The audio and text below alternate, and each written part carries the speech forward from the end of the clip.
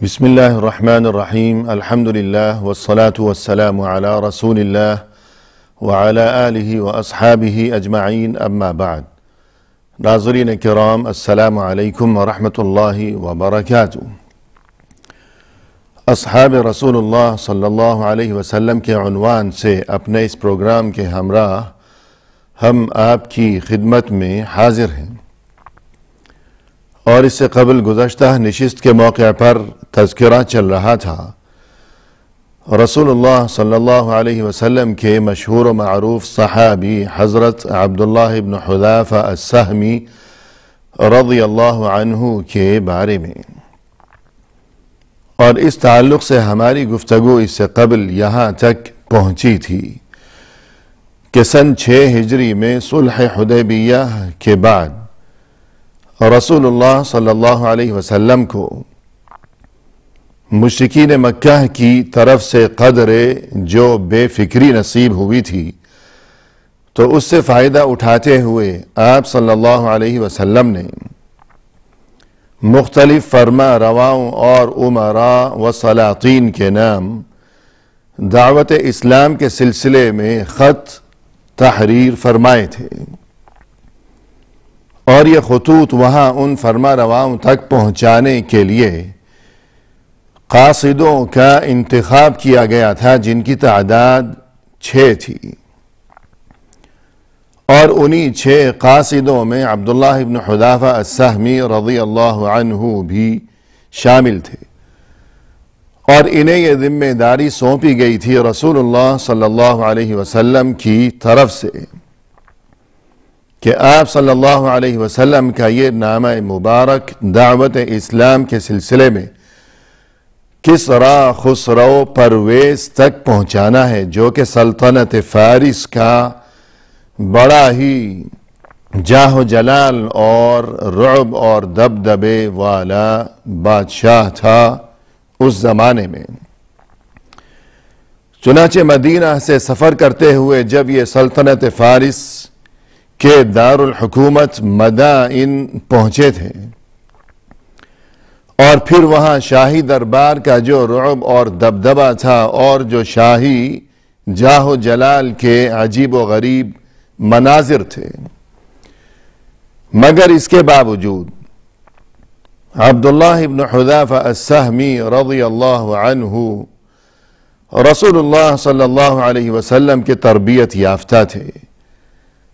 اللہ کے رسول صلی اللہ علیہ وسلم کے صحابی اور ہم نشیں تھے، اور یہی وجہ تھی کہ ان کے دل میں اللہ پر جو غیر متزلزل ایمان تھا اور اللہ پر جو یقین راسخ تھا ان کے دل میں، وہ اللہ جو کہ بادشاہوں کا بادشاہ ہے اور جو کہ احکم الحاکمین ہے، اور یہ کہ اس دنیا میں جو کوئی بھی ہے، خواہ وہ بادشاہ ہو یا فقیر یا چھوٹا ہو یا بڑا، مگر یہ کہ ہر ایک کی جان اسی اللہ کے قبضے میں ہی ہے، ہر ایک کا خالق و مالک وہی ہے، اور ہر ایک کے لیے زندگی اور موت کا مالک بھی وہی اللہ ہی ہے۔ اسی اللہ وحدہ لا شریک لہ پر ایمان کا یہ نتیجہ تھا کہ وہاں کسریٰ کے شاہی دربار میں تمام تر جاہ و جلال کے مناظر دیکھنے کے باوجود، حالانکہ اگرچہ اس سے قبل انہوں نے اپنی زندگی میں کبھی کوئی ایسا منظر نہیں دیکھا تھا، اور کبھی کسی شاہی دربار میں آمد و رفت کا انہیں موقع نہیں ملا تھا، اور یہ کہ اس موقع پر یہ انتہائی سیدھے سادھے حلیے میں تھے، اور بہت ہی سیدھی سادھی اور معمولی قسم کی پوشاک انہوں نے پہنی ہوئی تھی، اور پھر مزید یہ کہ صحرا نشین قسم کے یہ انسان اور بوریا نشین قسم کے یہ انسان، اور پھر اس قدر طویل سفر، تھکا دینے والا یہ سفر، تقریباً 1500 کلومیٹر کی یہ طویل مسافت تھی، تو اس قدر طویل مسافت اور سفر طے کرنے کے بعد تو ظاہر ہے کہ ان کا حلیہ مزید متاثر ہوا ہوگا ضرور، لیکن اسی ایمان کی وجہ سے یہ تمام تر شان و شوکت کے مناظر دیکھنے کے باوجود متاثر نہیں ہوئے، اور اس موقع پر کسی پریشانی کا شکار ہونے کی بجائے یا کسی قسم کی گھبراہٹ کا سامنا کرنے کی بجائے مکمل پرسکون رہے اور بالکل مطمئن رہے، اور یہی کیفیت ہونی چاہیے ہر مومن کی۔ اور اس کے بعد انہوں نے رسول اللہ صلی اللہ علیہ وسلم کا وہ نامہ مبارک کسریٰ خسرو پرویز کے حوالے کیا، اور چونکہ اس خط میں سب سے اوپر اللہ عز و جل کا نام تحریر تھا، اور اس کے بعد رسول اللہ صلی اللہ علیہ وسلم کا نام، اور پھر اس کے نیچے کسریٰ کا نام تحریر کیا گیا تھا۔ اور جیسا کہ ناظرین کرام اس سے قبل گزشتہ ملاقات کے موقع پر ہم اس بارے میں مفصل بیان کر چکے ہیں کہ یہ سب کچھ دیکھنے کے بعد کسریٰ کی کیا کیفیت ہوئی، ایک جنونی کیفیت اس پر طاری ہو گئی غصے کی شدت کی وجہ سے، اور اس نے وہ خط پڑھے بغیر ہی کہ آگے لکھا کیا ہے، اور یہ کہ اس خط کا اصل مضمون کیا ہے۔ اصل مضمون تک پہنچنے سے قبل ہی اس نے غصے کی شدت کی وجہ سے وہ خط پھاڑ ڈالا اور ٹکڑے ٹکڑے کر ڈالا، اور اس کے بعد اس نے اپنے درباریوں کو حکم دیا کہ اس قاصد کو دھکے مار کر یہاں دربار سے باہر نکال دیا جائے۔ چنانچہ اس حکم کی تعمیل کی گئی، اور عبداللہ ابن حذافہ السہمی رضی اللہ عنہ کو دھکے مار مار کر وہاں کسریٰ کے دربار سے باہر نکال دیا گیا۔ اور اس کے بعد جب کچھ وقت گزر چکا، اب کسریٰ پچھتانے لگا اور اسے اب افسوس ہونے لگا، اور یوں کہنے لگا اپنے درباریوں کو مخاطب کرتے ہوئے کہ ہم نے اس گستاخ شخص کو یہاں سے زندہ جانے دیا، اور یہ کہ وہ زندہ سلامت واپس چلا گیا، اتنی بڑی گستاخی کی کہ ایسا خط لے کر آیا تھا کہ جس میں میرا نام نیچے لکھا ہوا ہے اور اللہ کا نام اوپر لکھا ہوا ہے، نعوذ باللہ۔ اس قسم کی وہ باتیں کرتے ہوئے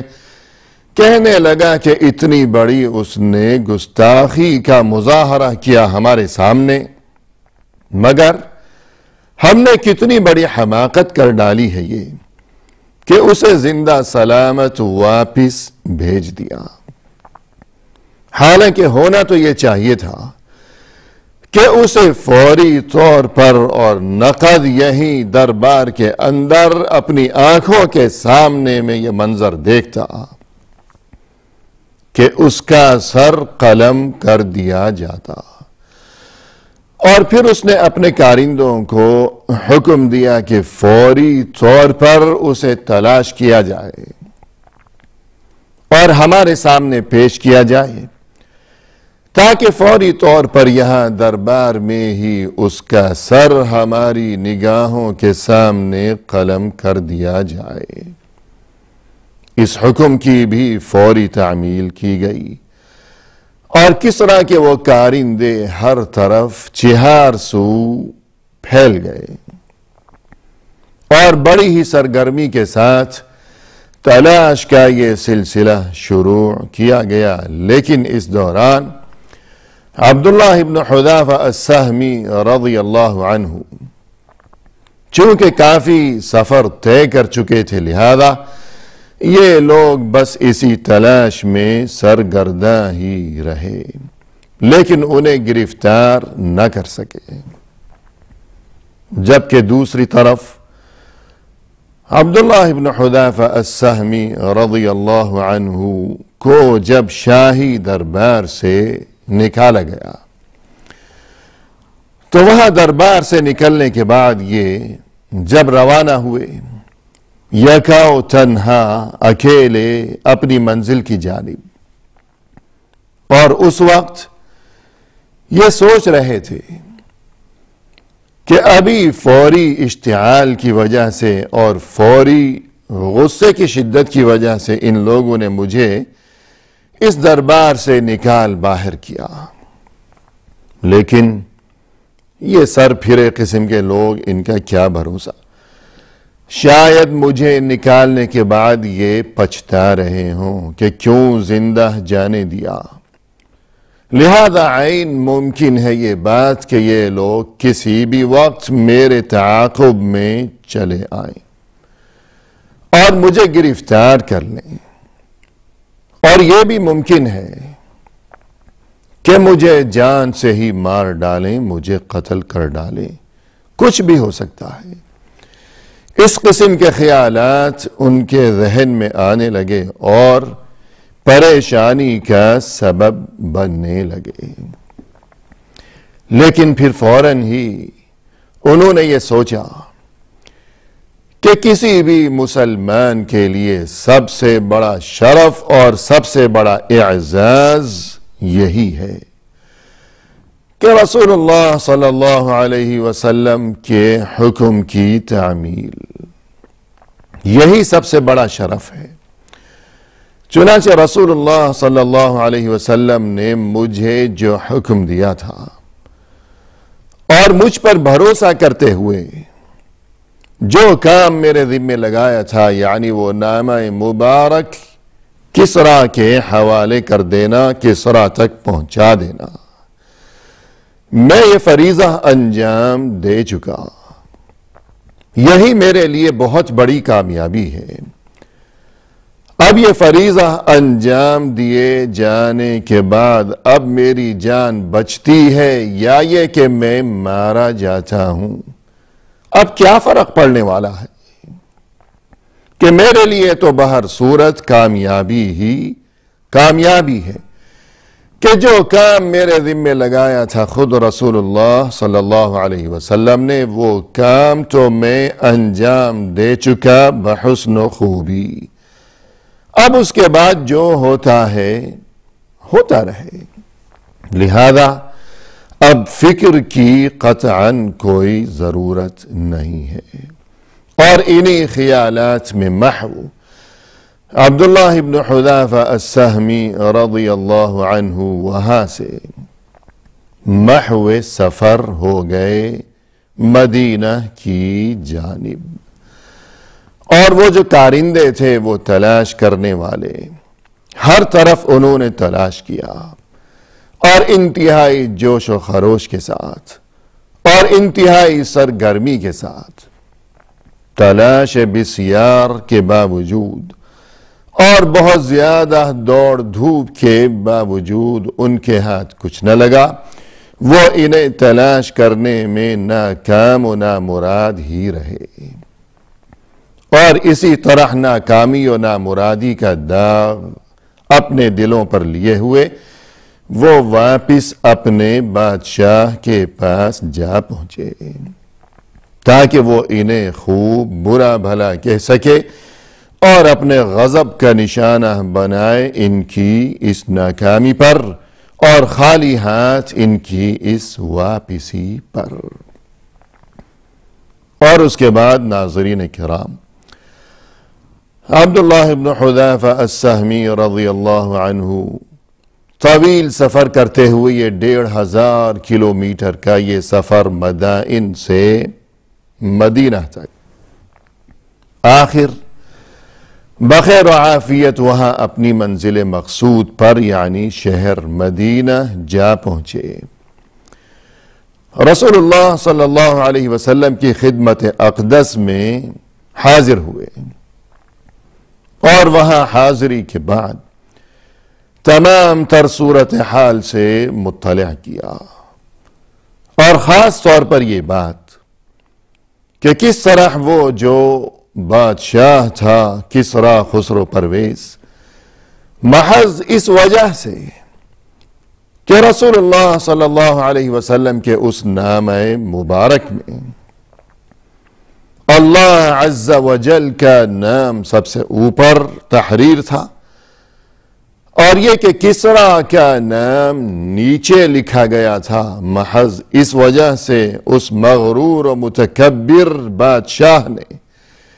کس طرح انتہائی بد اخلاقی اور بد مزاجی کا مظاہرہ کرتے ہوئے اس نام مبارک کو پرزا کر ڈالا تھا، چاک کر ڈالا اور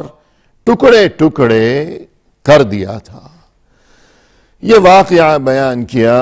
اور یہ تفصیل بیان کی رسول اللہ صلی اللہ علیہ وسلم کے سامنے۔ آپ صلی اللہ علیہ وسلم نے یہ تمام گفتگو سنی اور یہ واقعہ سنا، اور اس کے بعد نہایت ہی اطمینان اور سکون کی کیفیت میں آپ صلی اللہ علیہ وسلم نے اپنی زبان مبارک سے فقط اتنا کہا، فرمایا کہ مزق اللہ ملکہ، کہ اللہ اس کی بادشاہت کو بھی ٹکڑے ٹکڑے کر دے۔ بس اتنا کہا، یعنی جس طرح اس نے رسول اللہ صلی اللہ علیہ وسلم کے خط کو ٹکڑے ٹکڑے کر ڈالا، اللہ کرے کہ اسی طرح اس کی بادشاہت کے بھی ٹکڑے ٹکڑے ہو جائیں۔ بس اتنی بات کہی رسول اللہ صلی اللہ علیہ وسلم نے وہ تمام واقعہ سننے کے بعد، اور اس کے بعد ادھر دوسری جانب وہ جو بادشاہ تھا مغرور و متکبر، وہ کسریٰ خسرو پرویز، اسے تو سکون ملا ہی نہیں۔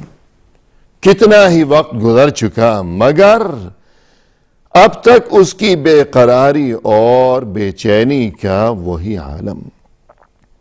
اور وہی جنونی کیفیت اس پر طاری تھی، اور اب تو اس کا غصہ اور اشتعال مزید بڑھ چکا تھا کہ پہلی بات تو یہ کہ ایسا خط لکھنے کی جرأت کہ جس میں اس کا نام نیچے اور اللہ کا نام اوپر، یہ اتنی بڑی گستاخی بقول اس کے نعوذ باللہ اس کی نظر میں یہ گستاخی، ورنہ ہماری نظر میں تو یہی ہونا چاہیے تھا۔ پھر اس کے بعد وہ قاصد جو یہ خط لایا وہ کس طرح زندہ سلامت نکل گیا، پھر اس کے بعد اس کے کارندے اس قدر محنت و مشقت کے باوجود اور اس قدر دوڑ دھوپ کے باوجود اور اس قدر تلاش بسیار کے باوجود کچھ بھی ہاتھ نہ آیا، اس ایک انسان کو تلاش نہ کر سکی یہ اتنی بڑی فوج، اور یوں ناکام و نامراد پلٹ آئے سبھی۔ تو یہ تمام صورتحال اس کے لیے مزید غصے کا سبب بنی، اور یہ کہ اس کے دل میں یعنی کسریٰ خسرو پرویز کے دل میں اب انتقام اور غصے کی آگ، رسول اللہ صلی اللہ علیہ وسلم کے خلاف غصے کی یہ آگ اب اس کے دل میں مزید شدت کے ساتھ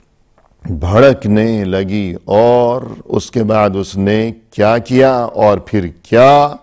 انجام ہوا، یہ تمام تر تفصیلات انشاءاللہ آئندہ ملاقات کے موقع پر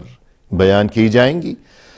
اس وقت تک کے لیے فی امان اللہ، وآخر دعوانا ان الحمد للہ رب العالمین۔